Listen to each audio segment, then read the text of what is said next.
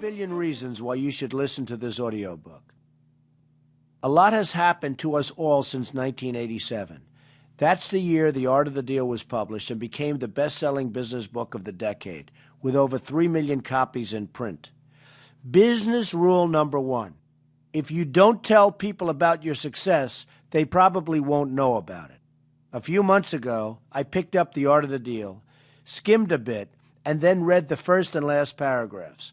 I realized that after 17 years, they still rang true. I could have written these words yesterday.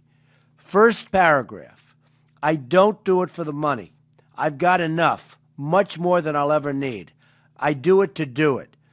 Deals are my art form.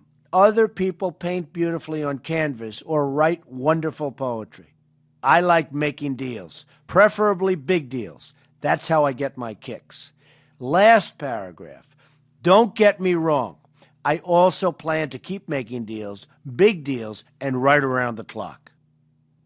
It's now 2004. I'm still making deals around the clock, and I still don't do it for the money. I don't think you should do it for the money either.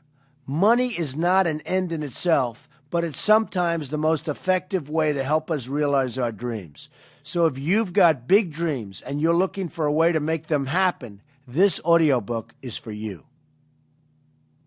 How to Get Rich. That's what I decided to call it, because whenever I meet people, that's usually what they want to know from me. You ask a baker how he makes bread. You ask a billionaire how he makes money. Sure, there have been countless How to Get Rich books written by millionaires. Billionaire authors are harder to find. Billionaire authors with interests in real estate, gaming, sports, and entertainment are rarer still. And billionaire authors with their own Manhattan skyscrapers and hit primetime television series are rarest of all. I'm pretty sure I'm the only one, though Oprah could give me a run for the money if she ever decides to write another book and get into real estate. Business rule number two: keep it short, fast, and direct. The following will be straightforward and succinct, but don't let the brevity of these passages prevent you from savoring the profundity of the advice you're about to receive. These stories and words of wisdom have been distilled from almost 30 years at the top. So here it comes, the scoop from the Donald. After you make your first billion, don't forget to send me a thank you note. You know the address.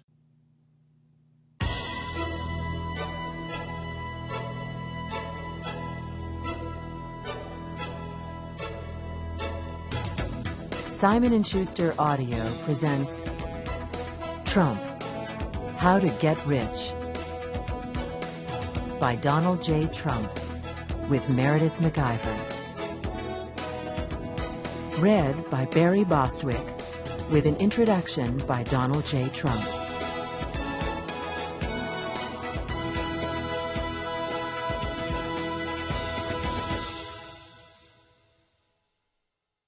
Part 1.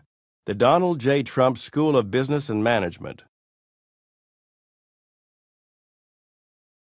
Be a general. I am the chairman and president of the Trump Organization. I like saying that because it means a great deal to me. There are almost 20,000 members of this organization at this point. I did a print ad once in which I declared, "I only work with the best." That statement still stands. More and more, I see that running a business is like being a general. Calling the shots carries a great deal of responsibility not only for yourself, but for your troops. Your employees' lives, to a large extent, are dependent on you and your decisions. Bad strategy can end up affecting a lot of people. This is where being a leader takes on a new dimension. Every decision you make is an important one, whether there are 20,000 people working for you or just one. If you are careful when finding employees, management becomes a lot easier. I rely on a few key people to keep me informed. They know I trust them, and they do their best to keep that trust intact. For example, when I need to know something about my casinos and hotels in Atlantic City, I know I can call up Mark Brown, my CEO, and get a fast and informed answer. If I call Laura Cordovano over at Trump Park Avenue and ask about sales, she'll give it to me exactly as it is. If I call Alan Weisselberg, my CFO, he'll tell me what I need to know in 20 words or less. My senior counsel and apprentice advisor, George Ross, can do it in 10 words or less. Find people who suit your business style, and you'll have fewer problems to deal with as time goes on. Good people equals good management, and good management equals good people. They have to work together, or they won't work together for very long. I've seen good management get by with mediocre people, and I've also seen excellent people get stuck in the mires of bad management. The good managers will eventually leave, followed by the good workers, and you will be left with a team that gets along because they're all mediocre. Save yourself time by getting the best people you can. Sometimes this can mean choosing attitude over experience and credentials. Use your creativity to come up with a good mix. Creative people rarely need to be motivated. They have their own inner drive that refuses to be bored. They refuse to be complacent. They live on the edge, which is precisely what is needed to be successful and remain successful. One of my former employees was in charge of a new project. He had done a thorough and acceptable job, but I felt that something was missing. It wasn't fantastic, which, knowing his capabilities, it should have been. I decided to challenge his creative ego by mentioning that it was fine, but seemed to lack inspiration. I politely asked him whether he was genuinely interested in the project and suggested that perhaps that might be the problem. Well, the guy went ballistic on me. He was deeply insulted. And as you can probably guess, the revision he turned in was terrific. The difference between the first draft and the final version was incredible. I didn't slam the guy because he was usually demanding of himself and had never let me down. But I had to give him a jolt. Generals motivate their soldiers. They inspire them when it is necessary. They do the same for the highest-ranking officers. We all need a boost now and then. Learn how to tailor your method to the personalities you are managing. Keep the big picture in mind while attending to the daily details. This can seem like a balancing act, but it is absolutely necessary for success in running a company. Stay focused. In the 1980s, I was riding high. After learning the essentials of real estate development from my father, Fred, a builder in Queens and Brooklyn, I'd become a major player in Manhattan, developing Trump Tower, the Grand Hyatt Hotel, and many other top-tier properties. I had a yacht, a plane, a best-selling book. One magazine headline said, "Everything he touches turns to gold," and I believed it. I'd never known adversity. I went straight from Wharton to wealth. Even in down markets, I bought properties inexpensively and made a lot of money. I began to think it was easy. In the late 80s, I lost focus. I'd fly off to Europe to attend fashion shows, and I wasn't looking at the clothing. My lack of attention was killing my business. Then the real estate market crashed. I owed billions upon billions of dollars, $9.2 billion to be exact. That's $9.2 billion. I've told this story many times before, but it bears repeating. In the midst of the crash, I passed a beggar on the street and realized he was worth $9.2 billion more than I was. I saw a lot of my friends go bankrupt, never to be heard from again. The media had me for lunch. Forbes, Businessweek, Fortune, the Wall Street Journal, the New York Times, they all published major stories about my crisis, and a lot of people seemed to be happy about it. I'll never forget the worst moment. It was 3 a.m. Citibank phoned me at my home in Trump Tower. They wanted me to come over to their office immediately to negotiate new terms with some foreign banks, 3 of the 99 banks to whom I owed billions. It's tough when you have to tell a banker that you can't pay interest. They tend not to like those words. An ally at Citibank suggested that the best way for me to handle this difficult situation was to call the banks myself, and that's exactly what they wanted me to do. At 3 o'clock on a cold January morning in the freezing rain. There were no cabs, so I walked 15 blocks to Citibank. By the time I got there, I was drenched. That was a low point. There were 30 bankers sitting around a big table. I phoned one Japanese banker, then an Austrian banker, and then a third banker from a country I can no longer remember. In The Art of the Deal, I had warned readers never to personally guarantee anything. Well, I hadn't followed my own advice. Of the $9.2 billion I owed, I'd personally guaranteed $1 billion. I was a schmuck. But I was a lucky schmuck, and I wound up dealing with some understanding bankers who worked out a fair deal. After being the king of the 80s, I survived the early 90s, and by the mid to late 90s, I was thriving again. But I learned my lesson. I work as hard today as I did when I was a young developer in the 1970s. Don't make the mistake I did. Stay focused. Maintain your momentum. William Levitt, the master builder of Levittown, taught me the true meaning of momentum. In the 1950s, he was the king. No detail was too small for his attention. He would personally collect stray nails and extra chips of wood from building sites to make sure his construction crews used all available materials.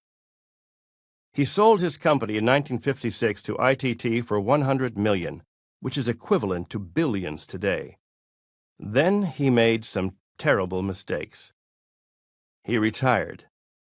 He married the wrong woman. He moved to the south of France and lived on the Riviera with his new boat and his new wife. One day, ITT called.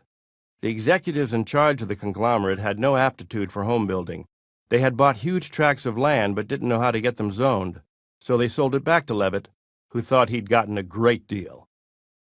He went back into business, and he proceeded to go bankrupt. I saw William Levitt at a cocktail party in 1994, 2 weeks before he died. He was standing by himself in a corner, looking defeated. I didn't know him well, but I approached him hoping to acquire some wisdom from the master. "Mr. Levitt," I said, "how are you doing?" "Not good, Donald, not good." Then he said the words I'll never forget. "I lost my momentum. I was out of the world for 20 years. I came back, and I wasn't the same." No matter how accomplished you are, no matter how well you think you know your business, you have to remain vigilant about the details of your field. You can't get by on experience or smarts. Even the best surgeons need to be retrained regularly to stay current on the latest research and procedures. No matter what you're managing, don't assume you can glide by. Momentum is something you have to work at to maintain. Get a great assistant. Surround yourself with people you can trust. I often say it's good to be paranoid, but not when it comes to your home team. Ask God for a great assistant. No joke. A great one can make your life a whole lot easier, or in my case, almost manageable. Norma Forderer has been with me for 23 years. If you want to know what a great guy I am, just ask her, but not on a Friday. Handling me, the office, and several hundred calls a week isn't easy. She's as tough and smart as she is gracious. She's also indefatigable, which helps a lot if you work for me. My phones are so busy that I require 2 executive assistants, and they never stop. They alone handle, on the average, more than 1,250 calls a week. They are not only efficient and fast, but they are also very pleasant and beautiful young women. You don't have to be beautiful to work for me. Just be good at your job. I've been accused of admiring beautiful women. I plead guilty. But when it comes to the workplace, anyone who is beautiful had better have brains, too. You need competent people with an inherent work ethic. I'm not a complacent person, and I can't have a complacent staff. I move forward quickly, and so must they.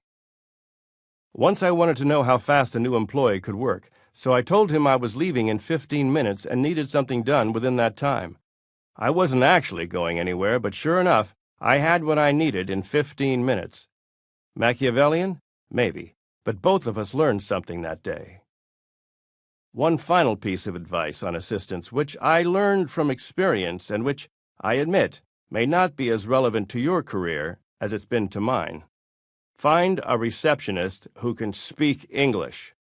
We had a breathtaking European beauty out front who could easily rival Ingrid Bergman in her heyday, but I discovered that her ability to recognize well-known people in the United States was limited to myself and maybe President Bush. She wasn't so familiar with the likes of Hugh Grant, Reggie Jackson, George Steinbrenner, Jack Welch, Paul Anka, Mohammed Al-Fayed, Regis Philbin or Tony Bennett. Their calls never got through to me, and their names were placed on her psycho list. But you should have seen her. What a knockout.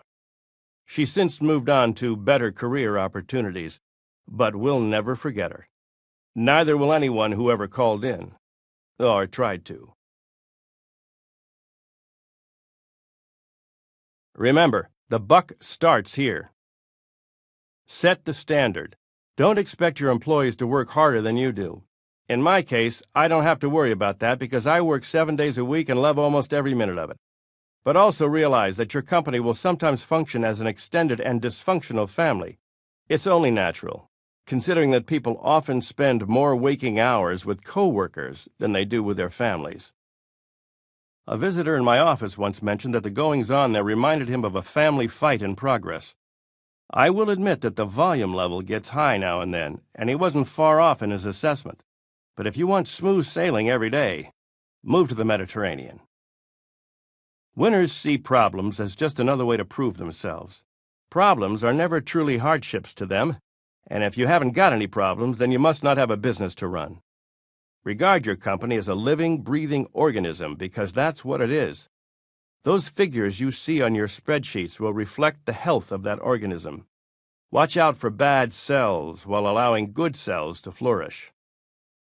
Growth is an indication of life, so keep your organization moving forward at all times. Having a passion for what you do is crucial. If you can't get excited about what you're doing, how can you expect anyone else to? If your employees can see and feel your energy, it is bound to affect them. Don't intimidate people. If you do, you'll never get a straight answer from anyone, and you'll be defeating your own purpose. I keep my door open, and my people know I'm available as well as approachable. We don't have chat fests, but whatever needs to be done gets accomplished, and quickly. Remember that your organization is your organization. That sounds simplistic, but bottom line, it's your ballgame. The strategy is up to you, and so are the results. Remember Harry Truman's famous words, which he kept on his desk in the Oval Office? The buck stops here? I keep a similar quote on my desk.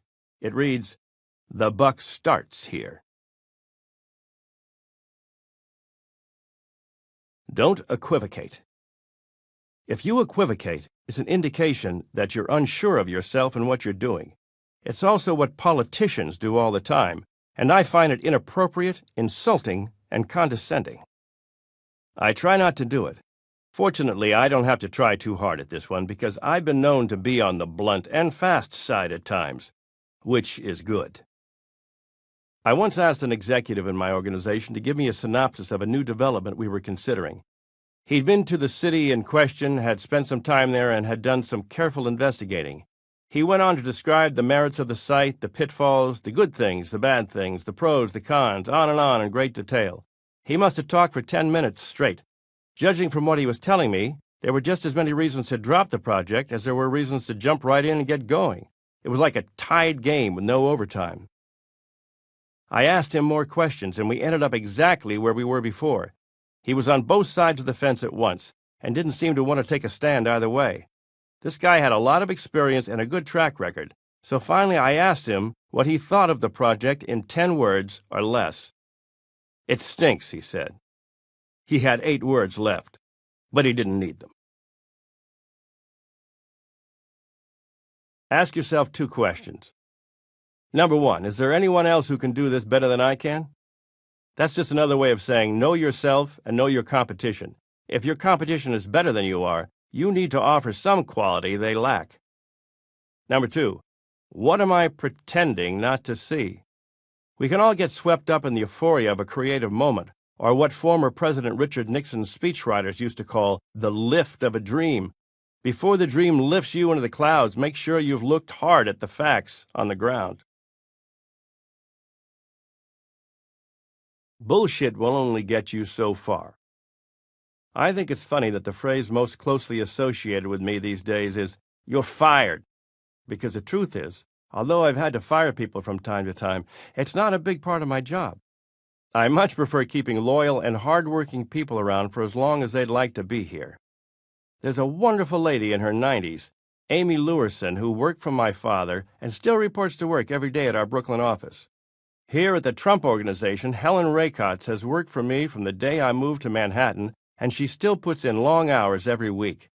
She is 82. Once I delayed firing someone for 2 years because this guy always had such a great line of bullshit every time I came close to the topic.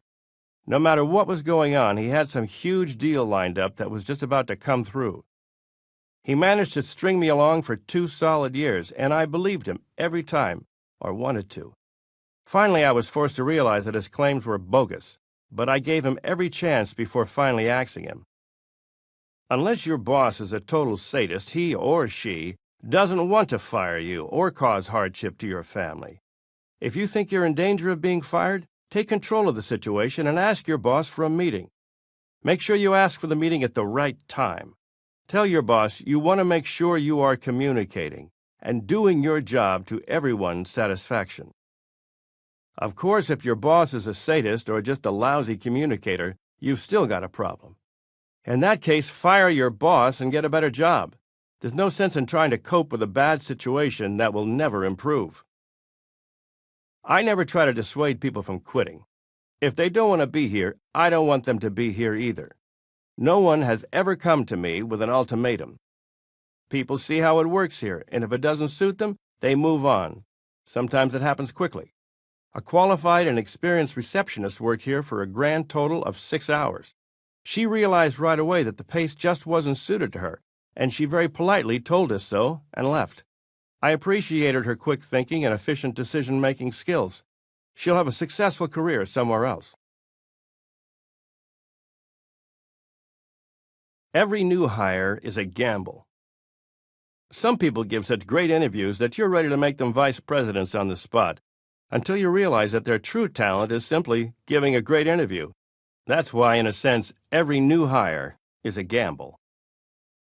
Impressive credentials don't always add up to a great performance or a good fit.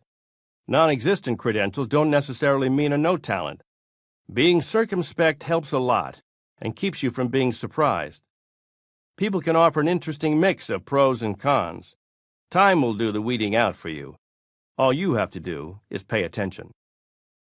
What I look for in employees is a sense of responsibility that goes beyond what is merely sufficient. Some people do the bare minimum, and some people will actually be concerned about the organization as a whole. They see themselves as having a direct relationship to the success or failure of the company they work for. They believe they are important, and their work shows it. If you can instill this sense of worth in your employees, you will have a tip-top team working for you. People who take pride in their work are the kind you want to have around, and the kind I like to keep around.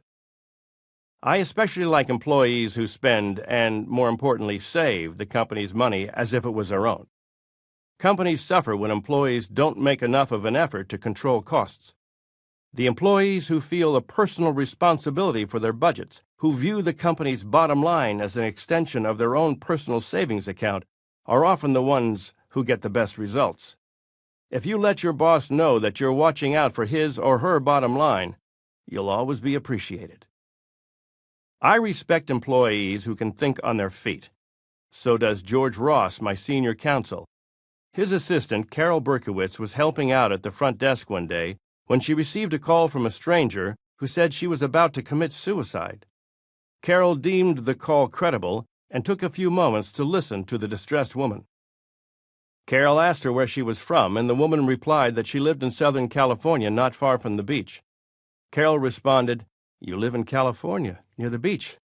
Do you know how cold it is in New York today? It's 8 degrees outside, and that's without the wind chill. I almost froze just getting to work. If I were you, I'd go out right now, take a long walk on the beach, and sit in the sun for a while. That's what I'd do if I were you." The woman instantly calmed down and thanked Carol for being so nice to her.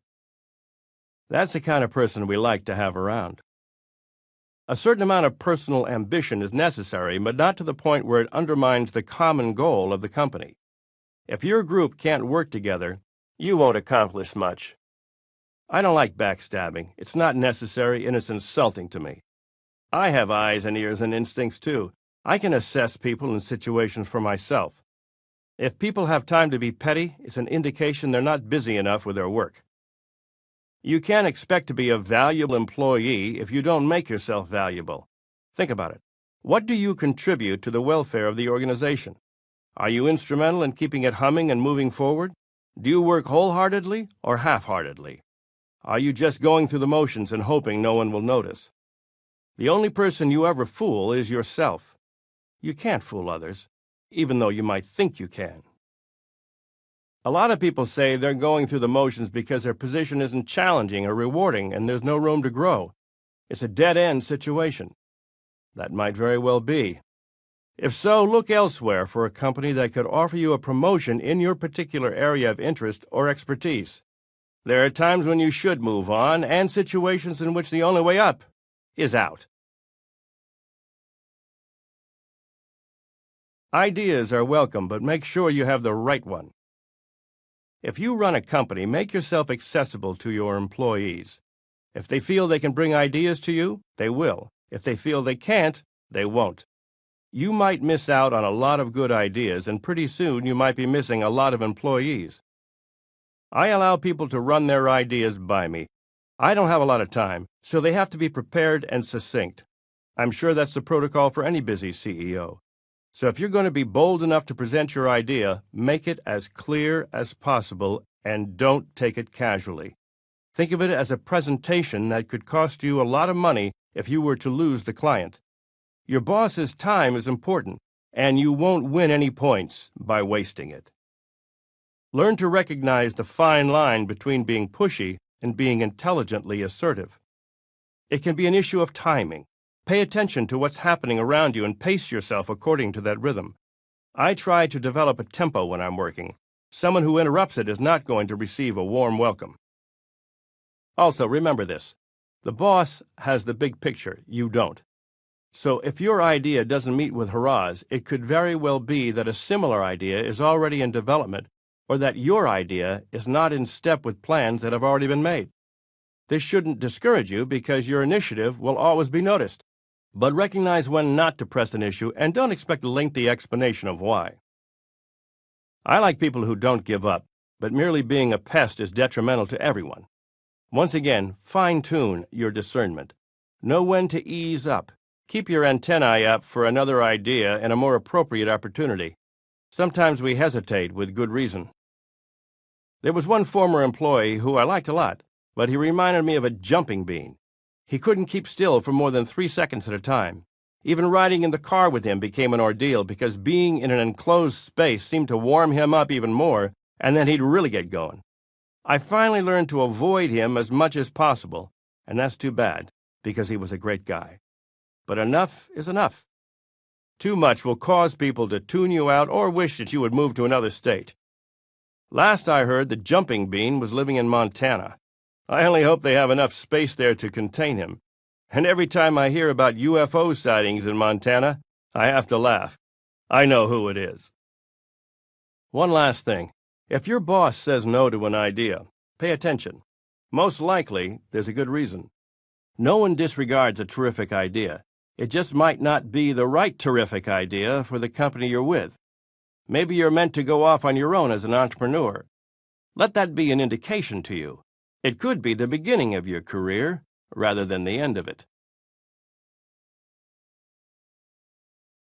Focus on the talent instead of the title. People who work for me know there's a lot more to me than my public persona.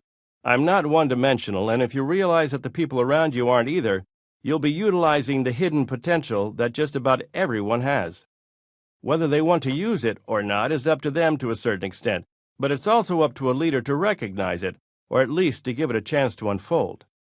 Most people don't like to stagnate, and if you want to keep your company moving forward, look around you now and then for fresh possibilities within your organization. Never let someone's job title be the sole indication of their worth. People at the Trump Organization have transcended their positions on many occasions. Matthew Calamari, the Executive Vice President of Operations, started as a security guard. After getting to know Matthew, I realized he had a lot more to offer than his job title warranted, and he has proven me right.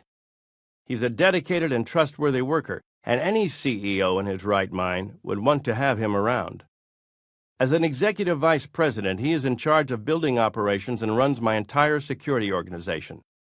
He is in charge of major building projects with his brother Michael and Andy Weiss. Their most notable recent accomplishment is the new building on the site of the former Delmonico Hotel at Park Avenue and 59th Street. I'm calling it Trump Park Avenue. Catchy, right? Vinny Stelio, who was hired by Matthew Calamari, started as my bodyguard and is now a vice president. He has just what it takes to be an effective executive, which was clear to me, if not immediately to him. Vinny would often drive executives, architects, and contractors up to Westchester to look at developments I was building. Now they report to him. I am perhaps the largest owner of land in Westchester County, and now it's Vinny who keeps his eye on it all. John Tutelo, president of Trump Model Management, our modeling agency, started as a booker and now has what many guys would consider a dream job. Meredith McIver, who made the writing of this book a pleasure instead of a headache, started out as a media assistant. I recognize that her talents encompass much more.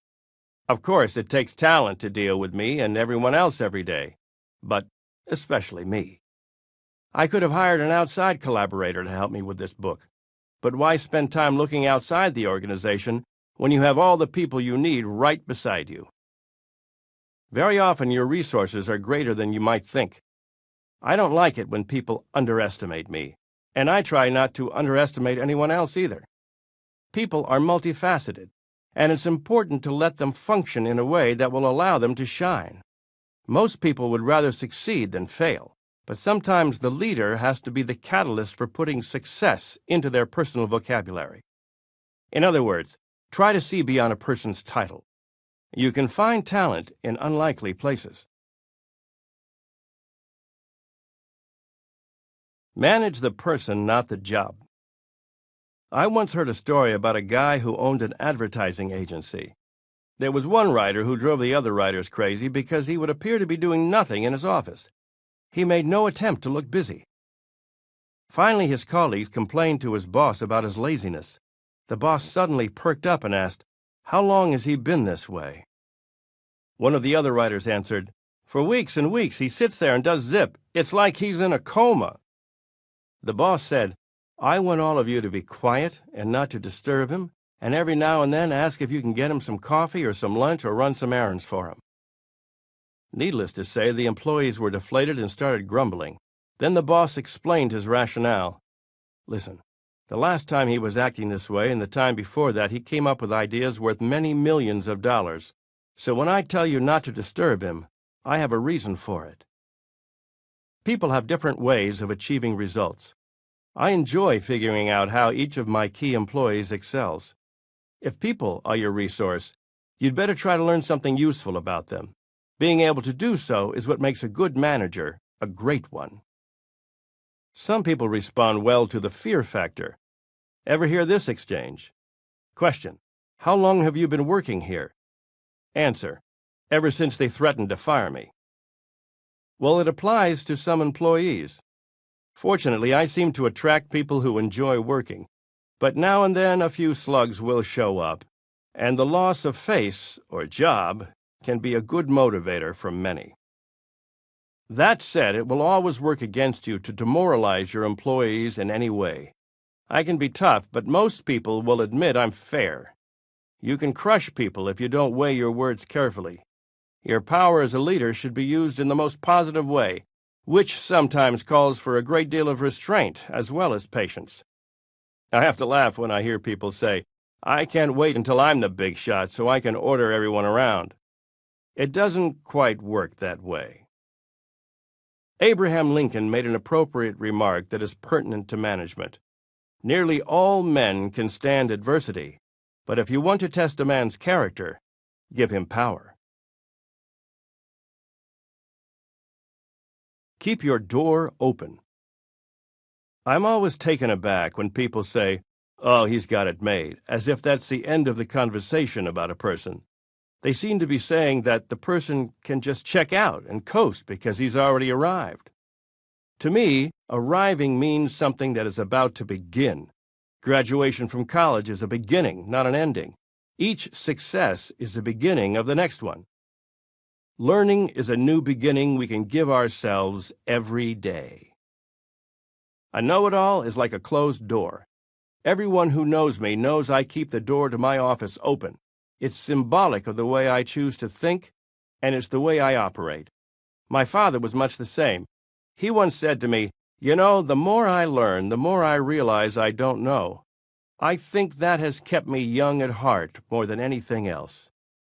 It was an offhand comment, a quiet realization he mentioned to me one day while he was reading, but it has stuck with me for decades. Every day is a reminder to me of how much I don't know. Everything I learn leads me to something else I didn't know. Fortunately, I don't pride myself on being a know-it-all, so every day becomes a new challenge.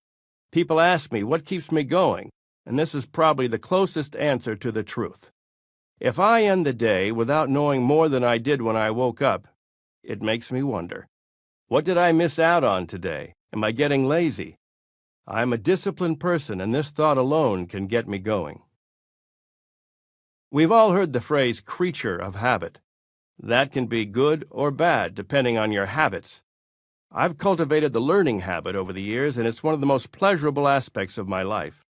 Everyone in my family knows I'm big on education, not just Ivy League education, but all education, and for people of all ages. That also applies to me. And while I got very good grades at school, I do not have time to be a scholar. Still, it's something I aspire to in my quiet time. Possibilities unfold. The world opens up. My sister Mary Ann introduced me to the writings of Aldous Huxley. He was such a learner that when he was faced with a near-total blindness as a young man, he learned Braille and continued his studies anyway. His description of his predicament had not a trace of self-pity. In fact, he mentioned that it had offered some benefits. He could now read in bed at night, and his hands would never get cold because he could read with his hands under the covers. Learning begets learning. I'd rather be stimulated than passive. You can't wear a blindfold in business. A regular part of your day should be devoted to expanding your horizons. We live in a big world, and it's important for us to be aware of cultures other than our own. I have always lived in the United States, but I make an effort to be informed about other cultures. That's easy to do in New York City, the most diverse and exciting place on earth. Someone who had been living abroad for a few years told me upon returning home that a frequent comment about Americans is that you always know exactly where we're coming from. The flip side of this is that we rarely know where anyone else is coming from. We're very much up to snuff about our own national events, but we are less aware of what's happening in other countries. All of us need to pay more attention to events outside our own realm. We are connected to each other in so many ways, politically, commercially, socially. Perhaps one of the reasons I've been able to sell and rent apartments to people of so many foreign nationalities is that I've made an effort to understand where they're coming from. Learn something new, whether you think you're interested in it or not. That's the opposite of having a closed mind or a closed door. I can thank my father for the example he set. It was the key to his remaining young and dynamic into his 90s. It can do the same for you, if you make the effort. Think big and live large. This is the final rule of the Donald J. Trump School of Business and Management. Once you have mastered it, you are ready to graduate. It's a big world. There's a lot we don't know, which means there's still a lot to be discovered and a lot to be accomplished. The possibilities are always there. If you're thinking too small, you might miss them. In some ways, it's easier to buy a skyscraper than a small house in a bad section of Brooklyn. Either way, you'll probably need financing, and most people would rather invest in a great building than a dilapidated duplex on a dangerous street. With a skyscraper, if you hit, at least you hit big. And if you don't hit, what's the difference between losing $100,000 or hundreds of millions of dollars? Either way, you've lost, so you might as well have really gone for it. I've read stories in which I'm described as a cartoon. a comic book version of the big city business mogul, with a gorgeous girlfriend and the private plane and the personal golf course and the penthouse apartment with marble floors and gold bathroom fixtures. But my cartoon is real. I am the creator of my own comic book, and I love living in it. If you're going to think big. If you're going to live large. Part 2. Your personal apprenticeship. Career advice from the Donald. Take control of the job interview. I've had some interesting experiences with job interviews over the years. Norma Forderer is a good example. I wasn't too sure about her after her first interview. It had nothing to do with her skills, but she seemed a little too prim, like she belonged on some family sitcom as the ever-so-proper type. I didn't think she could handle it here, or that she would fit with my style. Norma persisted, seeming to recognize a good match better than I did. Little did I know how deceptive first impressions could be. Norma was actually as far from fluff as you could get. So I thought, okay, maybe. Her abilities were superior to those of anyone else I had seen. As it turned out, I called her back on the same day her mother died, but Norma gave me an offer I couldn't refuse. She'd work for me for 1 month at a low salary just to see whether we clicked, no strings attached. I thought, she'll never last anyway, and I can decide on someone else in the meantime. After 1 month with me, she'll be out of here for sure. The hoity-toity type just won't fly, except out the front door. Needless to say, I underestimated Norma completely. I was duly humbled, and I must add grateful for being so. She was persistent and committed to getting the job, and she did it with elegance. Ask for your raise at the right time. When it comes to your career, certain moves should not be made without careful consideration of the old and very apt saying, timing is everything. For example, if you've decided to ask for a raise, look around first. So many times employees who I like very much do the dumbest things when it comes to conversations about their salaries. Jason Greenblatt, a young and brilliant lawyer who works for me, is terrific at everything he does. But one day, I swear, he must have been wearing blindfolds and earplugs. I was having an especially tough, vicious, terrible, miserable day that seemed never-ending to me and to everyone else. It was a grand slam rotten day. No one could possibly have mistaken it for anything else. Late in the afternoon, by which time I had had enough, I heard a polite knock on my door. I yelled, "What?" in my most exasperated tone. Jason nonchalantly entered my office, completely ignoring my angry welcome, and proceeded to ask me for a raise. I could not believe a lawyer as smart as Jason could make such a dumb move. I use his real name only because Jason knows how much I like and respect him, despite his incredible faux pas. But I have to tell you that I was ready to kill him. Was he joking? It's amazing, but he wasn't. He was dead serious. I couldn't believe it. Did he get a raise? Not that day. He almost got fired for stupidity, except that I told him to get out before I really lost my temper. I also told him that although he might be brilliant, his timing for certain things needed work, and that maybe he ought to start paying attention to what was going on around him. I remember thinking to myself, did I really hire such a person? But as I said, it had been a rough day. Jason is still with me, and he gets lots of raises because he's great at what he does. But now he always waits for sunny days, blue skies, and puffy white clouds on the horizon before approaching me. I told you he was smart. The best way to ask for a raise is to wait for the right time. It also indicates to your boss that you have a certain amount of discernment and appreciation for what he might be going through himself. I need my people to be plugged into what's going on with me. What impresses me most about people is their work ethic. A certain amount of swagger is okay, it's just another form of enthusiasm, but bottom line, I look for results.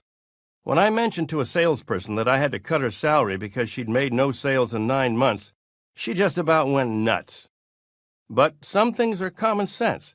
What would she do if she had a non-productive salesperson on her roster? If you knew your company was scheduled to give a major client presentation at 3 p.m., would you approach your boss at 2:45 to ask for a raise? Money, like comedy, is all about timing. Be tenacious. The Art of the Deal contained a chapter called West Side Story, about my acquisition of the West Side Yards, a 100-acre property fronting the Hudson River, from 59th Street to 72nd Street. The chapter title was a deliberate double entendre, as I knew that the popular musical West Side Story had taken 10 years to put together.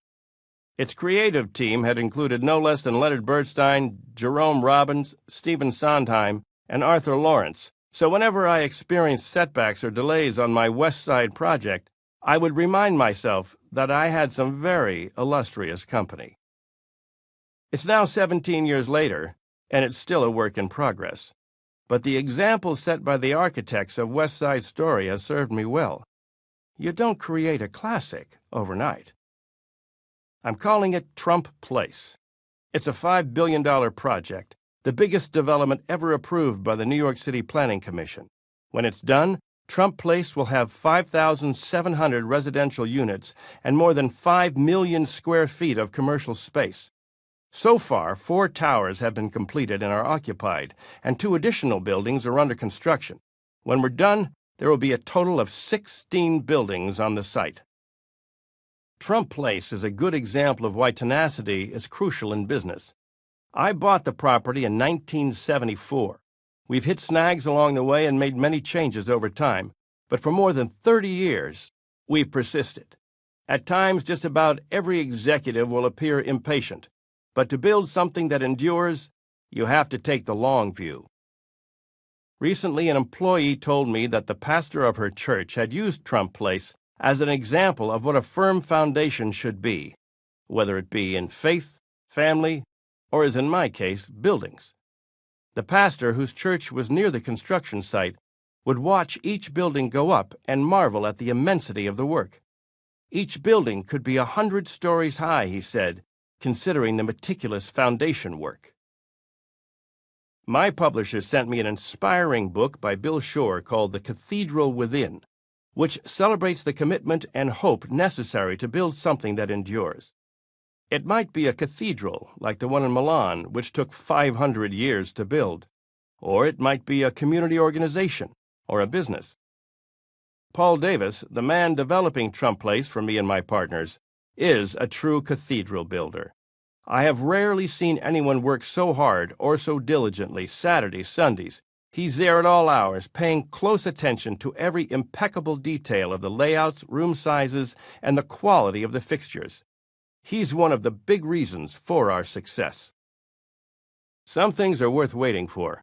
For me, Trump Place is one of those things. 16 beautifully designed buildings on the Hudson River, a 25-acre park, the Upper West Side as a backyard.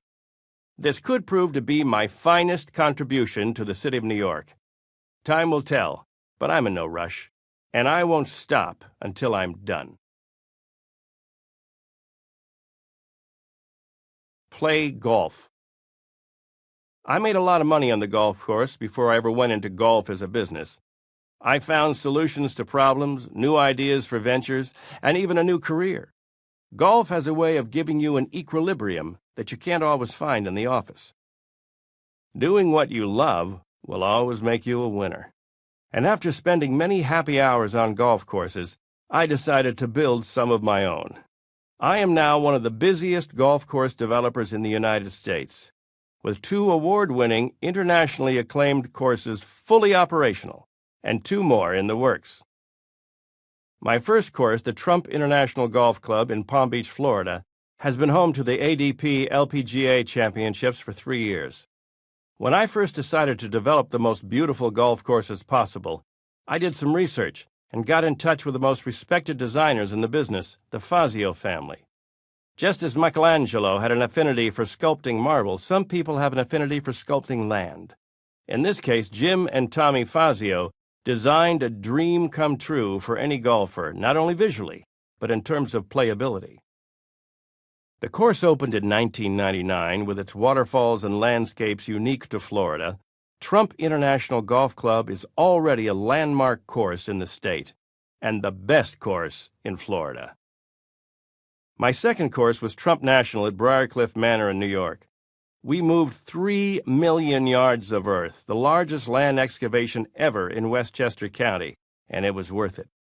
We were also dealing with stone, which was used for walls, and a spectacular waterfall on the 13th hole, a 101-foot cliff of black granite quarried from the property, which pumps 5,000 gallons a minute. The walls were built by my very talented stonemason, Frank Sanzo. Membership costs $300,000. I think it's a bargain. My third golf course is Trump National Golf Club in a sumptuous area of New Jersey known as Bedminster. It is being designed by the master golf course architect himself, Tom Fazio. 3 times Golf Digest has named Fazio the best modern-day golf course architect. And when you see this course, you'll know why. It will be long, big, and beautiful, and I am involved daily in the design and construction. Additional plans for this property, formerly owned by automaker John DeLorean and located in the heart of New Jersey's horse country, will include a second course and a world-class clubhouse designed in the colonial mansion style. I don't want to limit my golfing to the East Coast, so in 2002, I bought a course along 2 miles of the Pacific Ocean. What was formerly known as Ocean Trails in Palos Verdes will now be known as Trump National Golf Club, Los Angeles. The course had fallen into disrepair under its previous owners. The 18th hole fell into the ocean, so I'm rebuilding it with legendary golf course architect Pete Dye. We're also planning to build luxury estate homes on the property. When completed, this course will be the best in California. When we announced the deal, the Los Angeles Times reported, "As he has so many times before, Trump has spotted a trend to tap." True, but mostly I was following my instincts and my interests. Building golf courses is not a big business for me, and it's unlikely that I will ever do another one. I only want the best. Sometimes I will sell memberships while I'm hitting balls on the practice range. People approach me and hand me checks.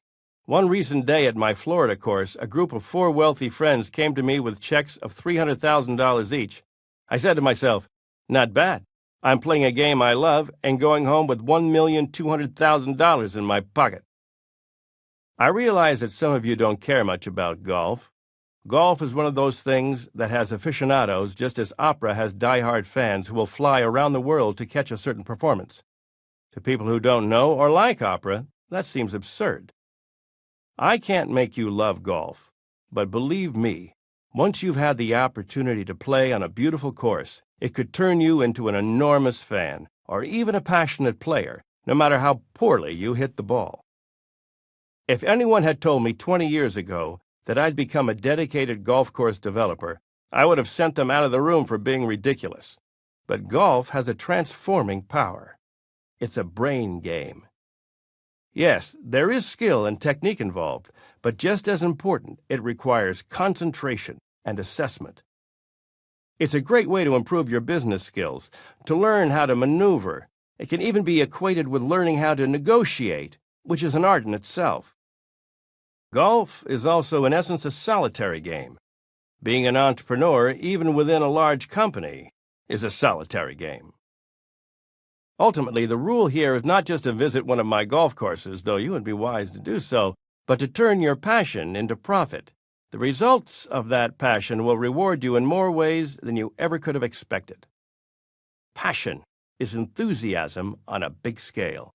It is all-encompassing and consuming. People with passion never give up because they'll never have a reason to give up, no matter what their circumstances may be. It's an intangible momentum that can make you indomitable. Take out the passion, and you will have a fizzle or perhaps an okay product at best. Add the passion, and you will be in a rarefied realm that every other passionista will recognize, and one that every person would like to enter. A friend of mine is a member of what I call the Lucky Sperm Club, born into a wealthy family. He followed his father to Wall Street, but he was a total failure. He didn't like it, and he couldn't do it. Meanwhile, he became increasingly involved in his Connecticut Country Club. He was named the head of the Greens Committee and took on the lead role in rebuilding the golf course. He loved it and was great at it. The club held a dinner for him out of gratitude for his volunteer work. I asked him, "Why don't you do this for a living? You're not for Wall Street. You're getting eaten alive there." He told me his family wouldn't understand if he quit a serious job to work on golf courses. Well, 2 years later, he took my advice, quit the Wall Street job, and is now working full-time at renovating golf courses. He says he loves getting up in the morning, and he's doing better than ever. Of course, you don't have to learn how to play golf to have a satisfying career, but no matter what you do, you must be passionate about it. Brand yourself and toot your horn. I was originally going to call Trump Tower by another name, Tiffany Tower, for the famous jewelry store next door. I asked a friend, "Do you think it should be Trump Tower or Tiffany Tower?" He said, "When you change your name to Tiffany, call it Tiffany Tower." We've all seen the power of a brand name, especially quality brand names. Coco Chanel became world famous 80 years ago by naming her first perfume Chanel No. 5, and it's still going strong in a fiercely competitive market. Her fragrance, as well as her name, has become timeless. She proved that the right ingredients can create a legend. Trump has become a great brand name due to my rigorous standards of design and quality. We all admire Rolls-Royce cars, and I see every one of my ventures as being just that elite. Being a stickler has paid off, because my buildings are considered to be the finest in the world. That may sound like bragging, but it's also a fact. I've never been one to confuse facts with fiction. In 2003, Chicago Tribune real estate columnist Mary Umberger attributed the sales for Trump International Hotel and Tower in Chicago to the Trump factor. Umberger reported, "The sales velocity surprises even experienced real estate players, who told me at the sales inaugural that they doubted Trump would gain enough momentum because Chicago's luxury market was, and is, in a lull." Some people have written that I'm boastful, but they're missing the point. I believe in what I say, and I deliver the goods. If you're devoting your life to creating a body of work and you believe in what you do, and what you do is excellent, you'd better damn well tell people you think so. Subtlety and modesty are appropriate for nuns and therapists, but if you're in business, you'd better learn to speak up and announce your significant accomplishments to the world. Nobody else will. When I'm setting the price for a luxury apartment, I consider a lot of factors: the market, the location, and the competition. Then I set my own standards. Once, when some top-of-the-line apartments weren't selling, I upped the prices, way over the competition. They started selling immediately. I view my work as an art form and approach it with the same intensity and ego as any ambitious artist would. I never planned on becoming a brand name, but the fit of my aesthetic nature with each product I became involved with has resulted in an expanding network of interests. The success of the Trump name worldwide has been a surprise. It's been a good surprise. For example, using my name on a building carries with it a promise of the highest quality available and at least a $5 million price tag. That's just for the name, because it will be worth it to the developers, and they know it. That building will be up to my standards. When I remember the line from Shakespeare's Romeo and Juliet, "What's in a name?" I have to laugh. What's in a name can be far more than either the bard or I ever could have imagined. We've all noticed the ascendancy of brand names and the power they have, from Levi's to Louis Vuitton. Some people are against this widespread branding, seeing it as another form of labeling. I see it as a viable outlet for creativity.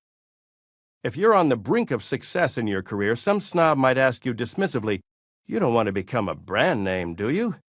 Anyone who asks you that does not have the big picture in focus, and they are usually just envious. I can get a project off the ground in no time now, whereas an unknown developer would require many months, if not years, to get something going.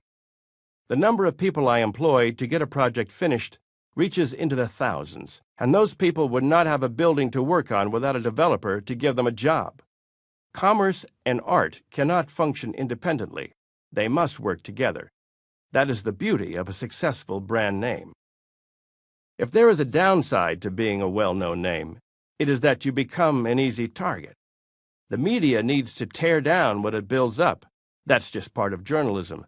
Stories are about heroes and villains, or success and failure. If you're a brand name, they're going to take a shot at you. It comes with the territory, and I've learned to live with it. As we say in The Apprentice, it's not personal, it's business. Fortunately, if you have the critics who matter on your side, reading the newspaper can be a lot of fun. Herbert Mouchamp, the architecture critic for the New York Times, is a scholar and an authority when it comes to buildings. To receive a compliment from him has an intrinsic value that will never diminish. When he wrote an article on Trump World Tower and described it as a handsome hunk of a glass tower, I was very honored. Here's more of what he wrote. Although Donald Trump prefers to publicize the aggressive side of his nature, it's the manly thing to do. He is also the only beauty freak at large in New York City real estate development. It's not surprising that unofficial approval of Trump's buildings should come by way of the Museum of Modern Art. The tower embodies the Misesian aesthetic through which the Modern's design department's taste was initially formulated. I hope Trump sticks with this material. Trump does better when he ignores his critics than when he pays attention to them. So don't be afraid to toot your own horn when you've done something worth tooting about. And don't believe the critics, unless they love your work.